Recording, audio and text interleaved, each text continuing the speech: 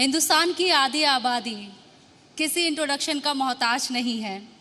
मैं कहना चाहूँगी और इस मंच पर जो ख़वातीन हमारे साथ मौजूद हैं वो इसकी मिसाल है। तो सबसे पहले दरक्षा साहिबा, मैं आपके पास आऊँगी। आपने बहुत काम किया है ख़वातीन के लिए, मुआशरे में आपने एक मिसाल दी है कि सियासत में भी ख़वातीन कश्मीर के अंदर अपनी पहचान बना सकती हैं। 21वीं सदी में क्या नारा है औरतों के खुद मुख्तार होने का, इसे नाफिज करने में हिस्सेदारी नहीं होनी चाहिए क्या? पहले मैं ZTV का बहुत शुक्रिया अदा करती हूँ।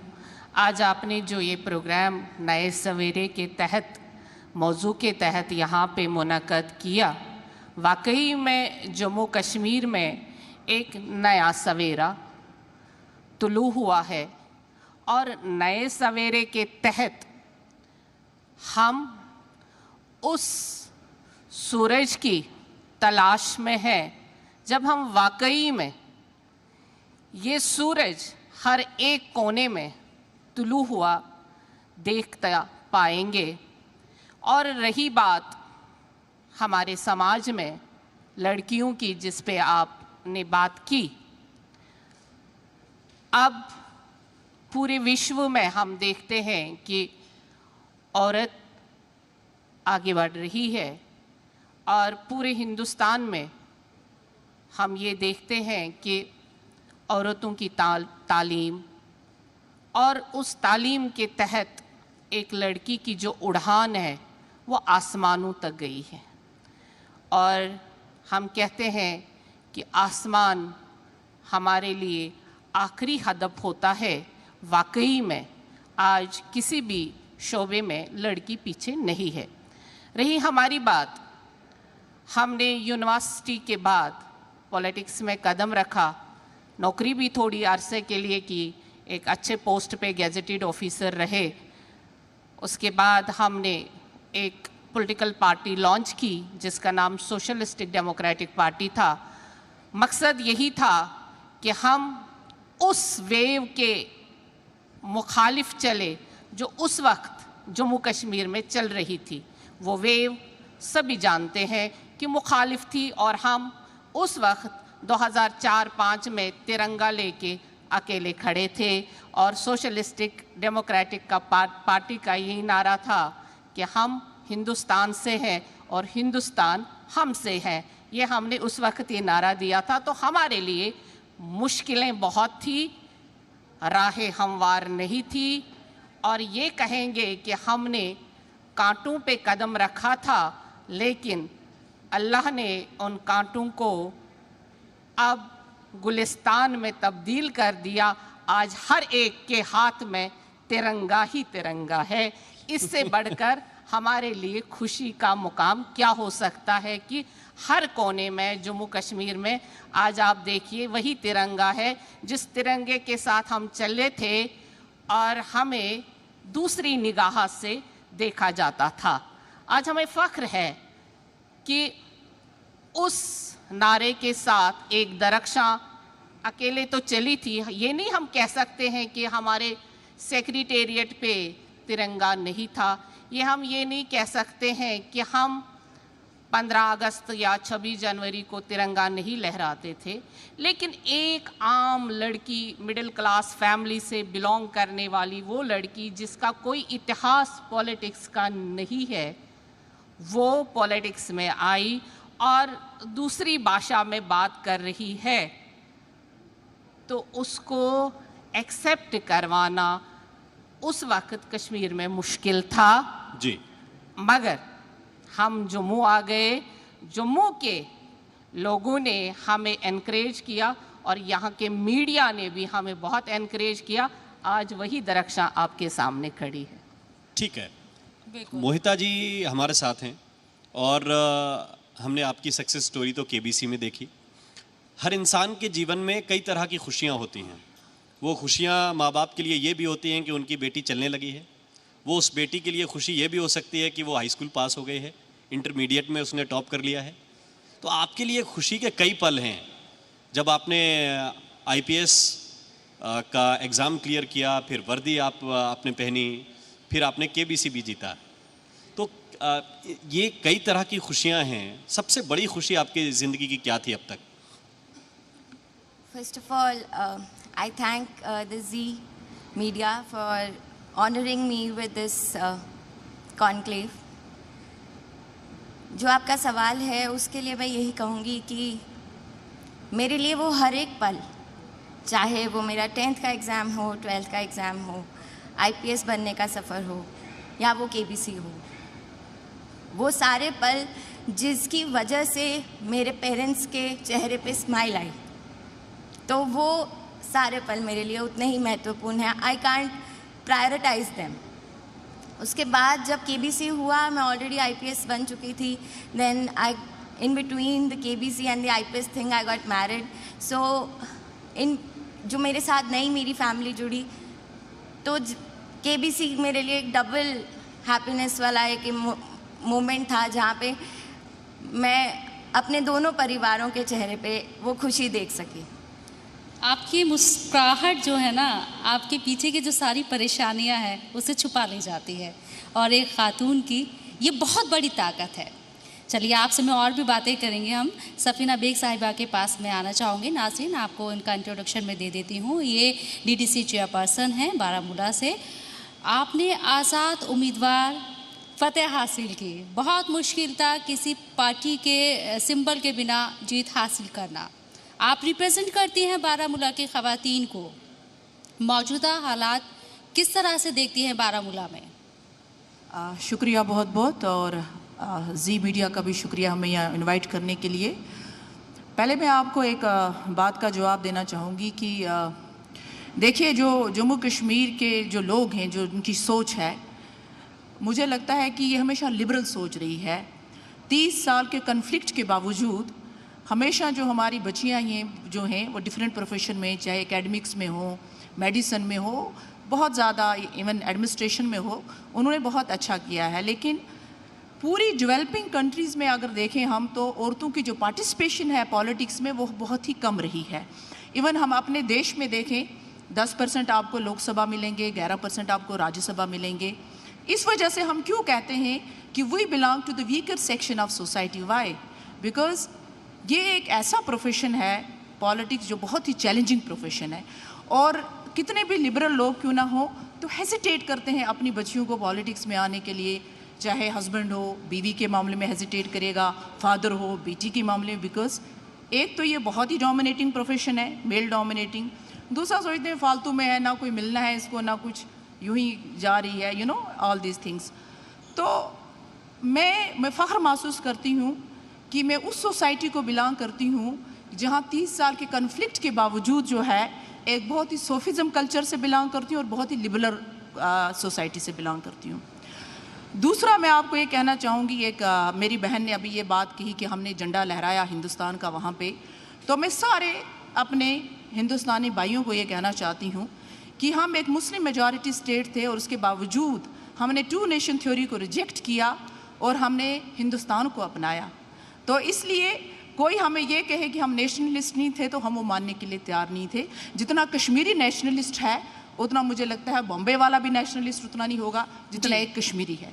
अब मैं आपके सवाल पे आती हूँ, वो ये है कि देखिए, मैं लॉयर थी प्रोफेशन से, मैं वकालत करती थी, लेकिन एज़ यूजुअल जो औरतों को ज़्यादा रिस्पॉन्सिबिलिटीज़ होती हैं, घर की रिस्पॉन्सिबिलिटी फैमिली की होती हैं, तो मुझे वो प्रोफेशन बीच में छोड़ना पड़ा क्योंकि मेरे हस्बैंड पॉलिटिक्स में थे, सुप्रीम कोर्ट में लॉयर थे, इनडायरेक्टली सारा कुछ देखना पड़ा। फिर एक जमात के साथ थी जिसमें मेरे हस्बैंड फाउंडिंग मेंबर थे, मैं वहाँ स्टेट प्रेसिडेंट थी वुमेंस विंग की।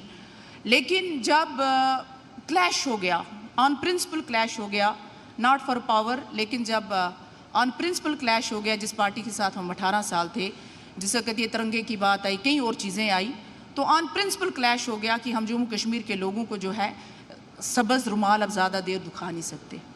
हमें जम्मू कश्मीर के लोगों को हकीकत बतानी पड़ेगी, और हकीकत ये है जो 5 अगस्त के बाद थी, उस हकीकत से वाकिफ़ करना था, जो कि सच ये है कि लोगों के लिए बड़ा मुश्किल था डाइजेस्ट करना, चाहे वो जम्मू के लोग हों या कश्मीर के लोग हों। लोगों का बहुत ज़्यादा प्रेशर था मुझ पे इलेक्शन कॉन्टेस्ट करना, मैं मान नहीं रही थी, लेकिन जब लोग आ गए उन्होंने कहा कि चाहे आप इंडिपेंडेंट लड़ें या कुछ भी कैसे भी लड़ें, हम आपको सपोर्ट करेंगे because we want you to be our candidate. तो that was on the basis of performance. तो एनीवेज बिकॉज अगर मैं उस वक्त पीछे हट जाती तो ब्रीच ऑफ ट्रस्ट हो जाता उन लोगों के साथ। सो आई टुक दैट चैलेंज। मैंने PAGD के खिलाफ इलेक्शन लड़ा, सारी पार्टीज़ एक तरफ थी, बहुत ज़्यादा प्रोपेगेंडा था, 370 और 35 एक को लेकर इलेक्शन लड़ रहे थे लोग, और मेरी कोई पार्टी नहीं थी, कोई कैडर नहीं था, कॉन्स्टिट्यूंसी भी हमारी अपनी थी, डिफरेंट कॉन्स्टिट्यूंसी से लड़ रही थी मैं इलेक्शन। दूसरी तरफ से एक अपनी पार्टी थी, तो बहुत सारे रीजंस थे, बट थैंक्स टू अल्लाह कि एंड उन लोगों का जिन्होंने मुझे मैंडेट दिया, और उस मैंडेट की वजह से। और इसके साथ साथ मैं एक और चीज़ कहना चाहती हूँ कि गवर्नमेंट ऑफ इंडिया और जो स्टेट गवर्नमेंट हमारे LG साहब हैं, ये इनके एफर्ट्स थे कि फ्री एंड फेयर इलेक्शंस हुए। अदरवाइज एप्रीहेंशंस लोगों की कुछ और थी कि हो सकता है कि इलेक्शंस में मैनिपुलेशन हो जाए, लेकिन जो LG साहब ने खुद एक स्टैंड लिया इस पे कि no hanky panky, free and fair elections, उससे दैट्स द रीज़न कि मैं आप लोगों के सामने हूँ। बेशक जी, अब मैं इस सवाल को थोड़ा सा आगे बढ़ाता हूं, क्योंकि आपने कहा कि राज्यसभा में, लोकसभा में रिप्रेजेंटेशन 10% है। मैं कुछ नाम आपको बताता हूं। जी मसलन ममता बनर्जी जी केंद्र की ताकत के सामने इतनी मजबूती के साथ खड़ी हैं कि कोई ये नहीं कह सकता कि वो रेस से बाहर हैं, मजबूत हैं, जीत भी सकती हैं। मायावती जी अपनी पार्टी में जो वो कहते हैं वही फाइनल है। सोनिया गांधी जी कांग्रेस पार्टी में उनका कहा कोई टालता नहीं है। लेकिन जब इतनी मजबूती पे, इतनी बुलंदी पे पहुंचने के बाद भी उस पार्टी में मैं देखता हूं कि टिकट जब देने हो तो 5%, 7%, 10%, तो कहाँ पे आप टॉप लीडरशिप में महिलाओं को पहुंचाएंगे तो लगेगा कि 50% वाली बात ओके हो जाएगी। ये कितनी स्टेट की लेडीज़ आपने गिनी है? 4-5। हमारी तो 29 स्टेट्स है ना इंडिया में, उसमें 4-5 आपने लेडीज़ गिनी है। You know, as per population हम 50% को रिप्रेजेंट करते हैं। मैं सिर्फ हम नहीं, हम 50% पॉपुलेशन को रिप्रेजेंट करते वो हैं। टॉप लीडरशिप पे पहुंची हुई हैं, हाँ। स्टैब्लिश हैं। मायावती जी ने पार्टी बनाई, ममता बनर्जी के नाम पे TMC चलती है। ऑफ कोर्स, जब उनको चांस मिलेगा तभी तो वो, देखिए ये अपॉर्चुनिटीज़ की बात होती है। लेकिन हमें इस एक फैक्ट को एडमिट करना पड़ेगा। ये इसमें कोई ईगो, मेन ईगो की हर्ट करने की बात नहीं मैं कर रही हूँ, लेकिन यू शुड अंडरस्टैंड दिस कि ये एक ऐसा प्रोफेशन है। अगर हम यूनाइटेड नेशन को देखेंगे, फॉर एग्जांपल आप देखिए सिक्योरिटी काउंसिल में 7 या 5 बड़े मुल्क हैं, एक लेडी आपको उसकी हेड नहीं मिलेगी। This is for the first time in history कि यूनाइटेड स्टेट ऑफ अमेरिका में पहली एक औरत वाइस प्रेसिडेंट बनी है। नहीं तो वो ओल्डेस्ट डेमोक्रेसी है, आज तक वहाँ पर एक भी औरत जो है प्रेसिडेंट उस देश की नहीं बन पाई। उसके मुकाबले में अगर हम अपने देश की बात करें कि it's for better in the sense कि हम लोगों ने कभी जेंडर बायस पे उतना ज़्यादा नहीं किया, हमने इतना ज़्यादा डिस्क्रिमिनेशन नहीं किया है।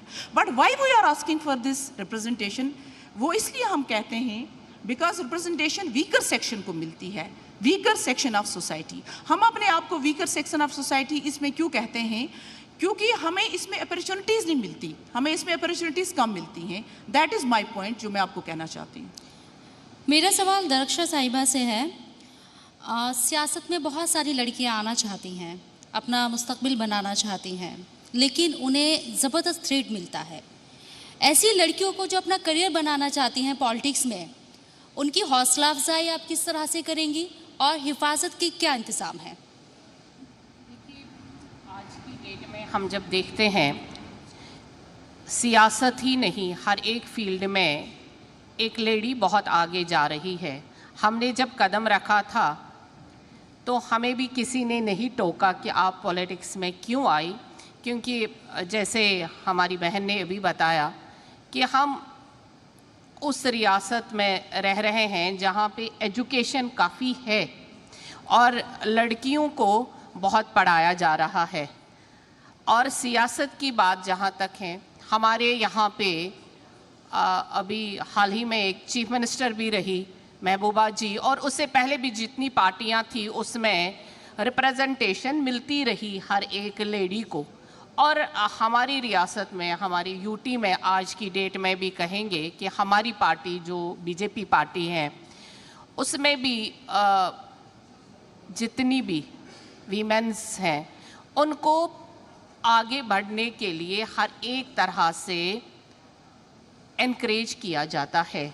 आप हमारी मिसाल ले लीजिए, इतनी बड़ी विशाल पार्टी है और हम कश्मीर से बिलोंग करते हैं, तो जब हम इस पार्टी में आए तो हमें भी ऐसा मौका दिया गया कि आज हम पूरे हिंदुस्तान में, जबकि यहाँ पे हमारी हुकूमत भी अभी नहीं है, लेकिन हमारी पार्टी का ये डिसीजन था उस टाइम पे कि इनको वक्फ में लेना है, वहाँ पे काम करना है। तो आज की डेट में भी हम वहाँ पे काम कर रहे हैं और पूरे हिंदुस्तान में घूम रहे हैं, और अल्लाह के करम से सेफ्टी के भी सारे जितने भी एक लड़की को, एक वीमेन पॉलिटिशियन को सेफ्टी मिलनी चाहिए पॉलिटिक्स में, वो हर एक दर पे, हर एक स्टेप पे आपको मिलती है। और पॉलिटिक्स में आना एक फ़ख्र की बात होती है, और आपको एक मकाम मिलता है, एक नाम मिलता है, आपको एक अपनी पहचान बनाने का, अपनी पार्टी की भी पहचान, अपने पेरेंट्स की भी पहचान और अपनी पहचान भी आपको इस फील्ड में मिलती है। और मैं चाहूँगी कि हमारी जितनी भी बहनें हैं और जो चाहती हैं पॉलिटिक्स में आना, हमारा फील्ड जो पॉलिटिकल फील्ड है वो बहुत ही अच्छा है और हमें इसमें आना चाहिए। हमें किसी की भी कोई भी परेशानी नहीं है। मुझे लगता है खासकर हमारी पार्टी में ऐसी कोई परेशानी नहीं है जहाँ पे हमें ये लगे कि एक लेडी को पीछे धकेला जाता है या उसको वो अपॉर्चुनिटी नहीं मिलती है जो एक मर्द को मिलती है। यहाँ हमारी पार्टी में, या हम कहेंगे हमारी सोसाइटी में, अभी वो मैन डोमिनेशन नहीं है। तो मैं चाहूँगी कि मैं खुशी का इजहार करती हूँ कि मैं इस फील्ड में हूँ। चलिए मोहिता जी, आपने जिस तरह से खिताब हासिल किया केबीसी का, 1 करोड़ रुपए आपने जीते और आप सिविल सर्विस में जम्मू में तैनात हैं, यहाँ पर जहाँ पर बात की जाती है हिफाजत की, तमाम तरह की बात की जाती है, लेकिन आप यहाँ पर खिदमत दे रही हैं, हिमाचल प्रदेश से आती हैं, आप रोल मॉडल हैं यहाँ पर ख़वातीन के लिए, महिलाओं के लिए। आप सब लोग यहाँ पर तशरीफ़ लेकर आए, आपने अपना कीमती वक्त यहाँ पर दिया और हमारी ख़वातीन की रहनुमाई की कि वो आगे बढ़ सकती हैं बिना डरे जम्मू कश्मीर के अंदर। बहुत बहुत शुक्रिया। Thank you so much.